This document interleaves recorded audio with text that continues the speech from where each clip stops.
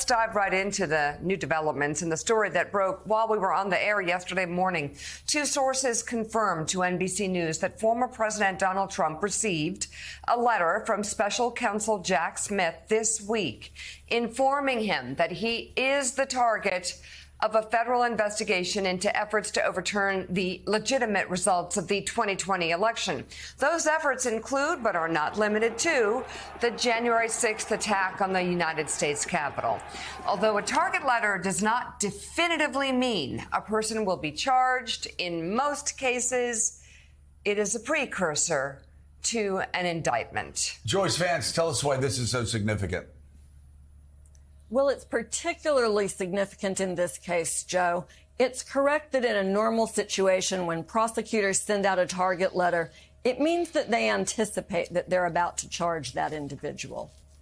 In a high-profile matter like this, you can be certain that Jack Smith thoroughly considered what evidence he had, what his charging decisions were going to look like before he issued this letter. This guarantees to almost a moral certainty that Jack Smith will charge Donald Trump. What we'll see next will be the typical process where lawyers will try to engage. I think it's extraordinarily unlikely that they'll permit Trump to testify in front of the grand jury if there's any way to restrain him from doing that. But the lawyers will want to have a conversation with prosecutors at Justice and perhaps will want to appeal their decision to indict to Merrick Garland. That's what the next week or so will look like. Then I suspect we'll see an indictment. So, Joyce, any more details you can provide given what we know? And we know that it's very limited, but in terms of what the charges might be pertaining to specifically and where this may all play out. There's been a little bit of reporting about what was in the target letter, but we haven't seen that letter itself. And even if we have the opportunity to see it, expect the details to be pretty sparse. Prosecutors typically will say, we are considering indicting you on charges involving, and then they will list a couple of topics. Here, the reporting is that the charges may include some form of a conspiracy, that there may be charges involving violation of rights and obstruction of justice. But the reality is that under the federal principles of prosecution, prosecutors are supposed to charge the most serious, readily provable crimes. And here, there's a lot of hunting. Jack Smith will have to be strategic about bringing charges he believes he can get in front of a jury without undue delay. Tell us, Jackie, what do you expect to hear from the target letter, and what does your reporting tell you about the story? Yeah, Joe.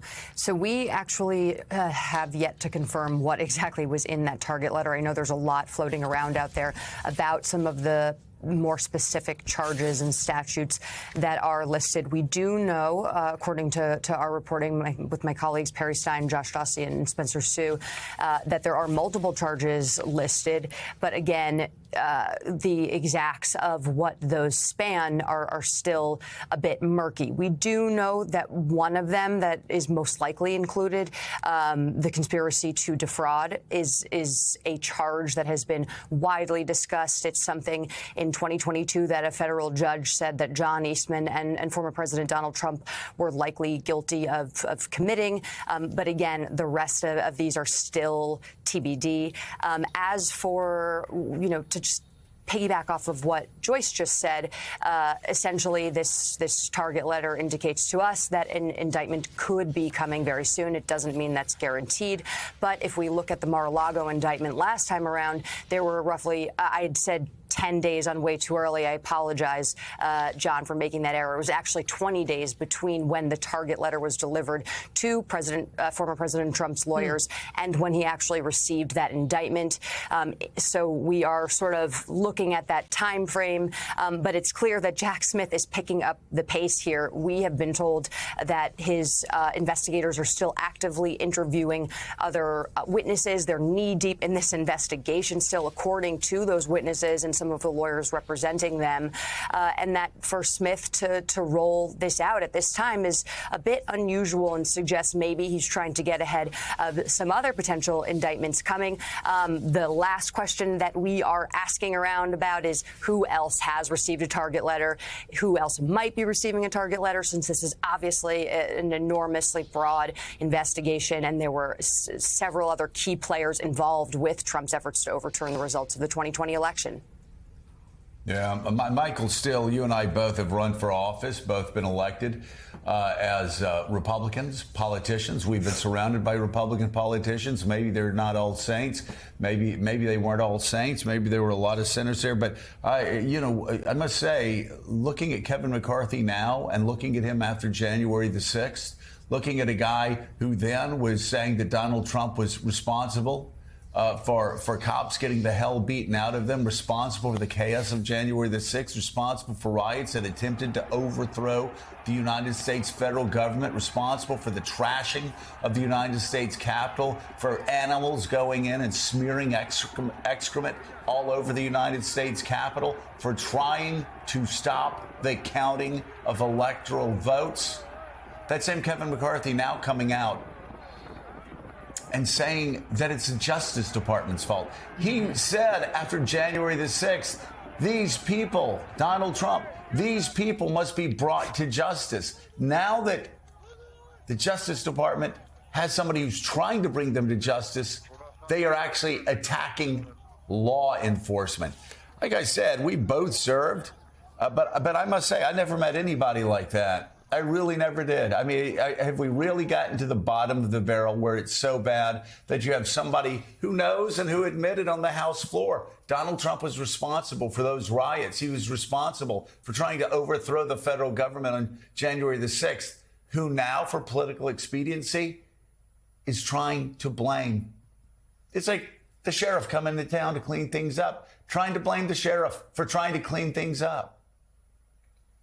Yeah, Joe, there are far more sinners than saints in this iteration of the Republican Party. You and I know that well. We've watched people that we worked with, that we, were in the field of politics with side by side, become otherworldly in their view of situations like this. The thing that's the most interesting for me is the transformation. In the past, our elected officials, in a serious matter like this, Watergate comes to mind, where they would not elevate the politics over the rule of law, the pursuit of justice, doing the right thing, as our mamas used to tell us, right? Today, this iteration of MAGA republicanism is all about elevating the politics over all else, making everything subject to it, because at the tip of that spear is Trump and Trumpism. And so that's what's used now to pierce the veil of justice, to take off that blindfold, as we saw with Judge Cannon in the first Trump matter, before her, trying to sort of game the system politically, or game the system because of your political interest. That is far removed from what you and I remember. Certainly, when you came into Congress in '94, it wasn't about elevating the politics. It was about elevating the policy. So even when you look at these issues from justice and crime and criminal behavior to policies in the House and in the Senate, the politics is what animates the narrative now. And there are no objective players. There's no one who's sitting back looking to call the balls and the strikes.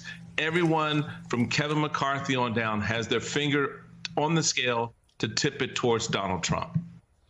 Yeah, and it's all about power. I mean, it's all about trying to get as close to power as possible. And, we came in '94. There were a lot of positions we took that maybe a lot of people didn't like, even though they were very popular. Most of them were very popular in the polls.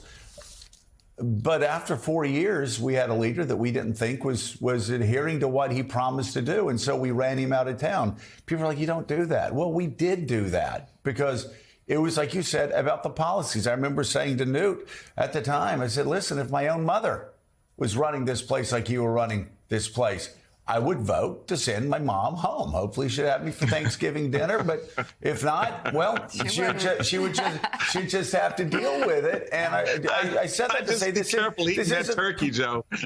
Exactly. But I would just say, this wasn't personal. It was about what we promised we were going to do. And that's what's so foreign here, Elise. You too also worked with Republicans, served with Republicans. Now we have a Republican Party, and again, we knew that it was corrupt. As John Meacham said, we knew how bad things were. Elise. Is Elise there? Yeah, she is. Elise. Show Elise. Thank you. Elise, we now have Republicans who are attacking the Justice Department because they tried to get nuclear secrets that were stolen back in the White House.